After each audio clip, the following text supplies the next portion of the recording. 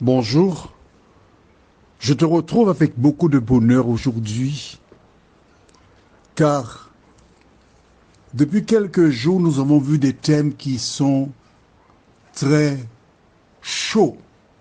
Rappelle-toi, les préservatifs pour les enfants de moins de 6 ans, ce jeune homme qui a tué son père, et juste avant cela, nous avons vu cette femme qui a été battue par des gens mécontents. Si tu suis attentivement les éditions spéciales, tu réalises que si toutes ces personnes avaient rencontré Jésus, si elles connaissaient ce que dit la Bible, elles ne se seraient jamais comportées ainsi. Rappelle-toi, à plusieurs reprises, j'ai dit, lis la Bible, lis la Bible. Ne te contente pas de ce que des gens disent, prends la Bible, va la lire. Et quand tu la liras, tu verras la différence. Cet homme qui a une très belle voix, il fait la différence entre la tête, il faut lire la Bible, mais ouvrir son cœur pour accepter Jésus. Mais c'est seulement lorsque tu as lu la Bible et qu'intellectuellement tu sais qui est Jésus que tu peux ouvrir ton cœur pour qu'il entre et qu'il y demeure. Juste avant d'aller dans le vif du sujet, prions. Notre Seigneur et notre Dieu, chaque jour, des personnes sont portées en terre. Chaque jour, des personnes passent de vie à trépas. Et certaines n'ont pas le temps de faire la paix avec toi. En ce samedi 30 septembre, oui, parce que c'est le 30 septembre que cette édition spéciale a été enregistrée, j'ai une pensée pour un homme que je n'avais jamais vu, Seigneur, mais avec qui j'avais communiqué, Eric, qui a été inhumé ce matin. Merci de visiter toutes celles et ceux qui l'ont connu, à se rappeler que la vie est brève et notre seule sauvegarde, c'est la lecture de la parole de Dieu. Que le Saint-Esprit nous accompagne, nous dirige, nous t'en prions, au nom de Jésus pour ta gloire éternelle. Amen. Lisons, si tu le veux bien, dans la Bible, mais si c'est elle qui dirige tous nos pas.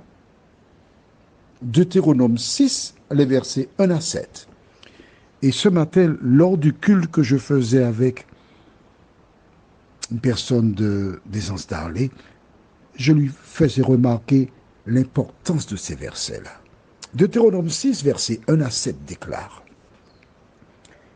Voici les commandements, les lois et les ordonnances que l'Éternel, votre Dieu, a commandé de vous enseigner, afin que vous les mettiez en pratique dans le pays dont vous allez prendre possession, afin que tu craignes l'Éternel ton Dieu, en observant tous les jours de ta vie, toi, ton fils et le fils de ton fils, toutes ces lois et tous ces commandements que je te prescris, et afin que tes jours soient prolongés.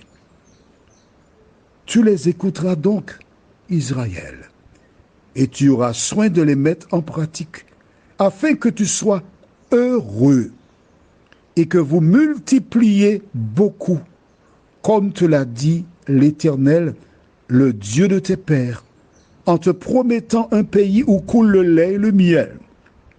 Écoute, Israël, l'Éternel, notre Dieu, est le seul éternel. Et le verset très important, voilà ce qu'il te dit, Dieu, verset 5.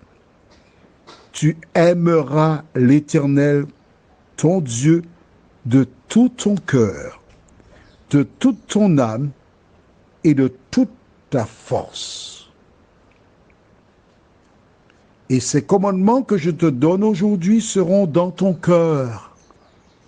Tu les inculqueras à tes enfants et tu en parleras quand tu seras dans ta maison, quand tu iras en voyage, quand tu te coucheras et quand tu te lèveras. Est-ce que tu as noté avec moi que ce que Dieu te demande, les commandements, c'est quoi? Verset 5. Tu aimeras l'Éternel, ton Dieu, de tout ton cœur, de toute ton âme et de toute ta force. Albert, oui, c'est toi-même, Albert. Combien d'Albert tu connais? Albert. Tu as rencontré Marguerite. Elle a conquis ton cœur. Tu ne peux pas vivre sans Marguerite. Elle prend une place énorme dans ton cœur. Félicienne, c'est Jojo. Mais Dieu te dit, tu aimeras le Seigneur ton Dieu de tout ton cœur. Beaucoup de personnes commettent l'erreur d'aimer une femme, un homme, de tout leur cœur. Et que se passe-t-il? Quand demain cette personne déménage,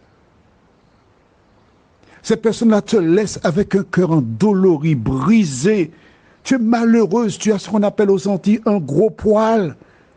Tu n'arrives pas à manger, tu n'arrives pas à dormir, tu pleures, tu es malheureuse. Pourquoi? Parce que tu n'as pas donné à Dieu la première place dans ton cœur. Cesse de donner aux gens ton cœur. Donne ton cœur à Jésus de Nazareth. Si tu avais lu la Bible, si tu avais compris ce verset-là, que c'est l'Éternel que tu dois aimer de tout ton cœur, de toute ton âme, de toute ta force, de toute ta pensée, tu n'aurais pas souffert comme tu souffres aujourd'hui. Alors je t'invite à demander pardon à Dieu d'avoir donné à quelqu'un sa place. Tu vois, la parole pour éviter cette souffrance. Allons maintenant dans le livre de Matthieu, chapitre 4, les versets 2 à 4. Jésus, au terme de 40 jours de jeûne et de prière, eut une expérience. Lisons, versets 2 à 4. Après avoir jeûné 40 jours et 40 nuits, il eut faim. Le tentateur, s'étant approché, lui dit, « Si tu es fils de Dieu, ordonne que ces pierres deviennent des pains. » Jésus répondit, « Il est écrit, l'homme ne vivra pas de pain seulement, mais de toute parole qui sort de la bouche de Dieu. » Alors, combien de fois manges-tu dans une journée? Je me rappelle quand j'étais enfant, j'étais dans un club où on apprenait aux enfants à faire un certain nombre de choses. On montait le dimanche matin très tôt. Et vers 7 heures, quand les boutiques ouvraient, on achetait un sandwich au fromage. Mon ami, le pain à l'époque, c'était de pain cuit sur feu de bois, craquant. On mettait dans le pain un soupçon de beurre margarine et 2 tranches d'emmental avec 3 feuilles de laitue. Quand je mordais ça, tu entendais crac, aïe, aïe, aïe, et ça descendait. Mais à midi, il fallait que je mange encore. Et le soir, je mangeais encore. Aujourd'hui, grâce à la Bible, j'ai vu l'histoire d'un homme qui s'appelle Élie.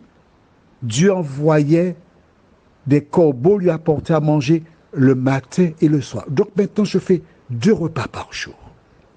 Mais Jésus t'a dit que l'homme ne vit pas de pain seulement, mais de toute parole qui sort de la bouche de Dieu. Combien de fois prends-tu la Bible pour la lire dans une journée?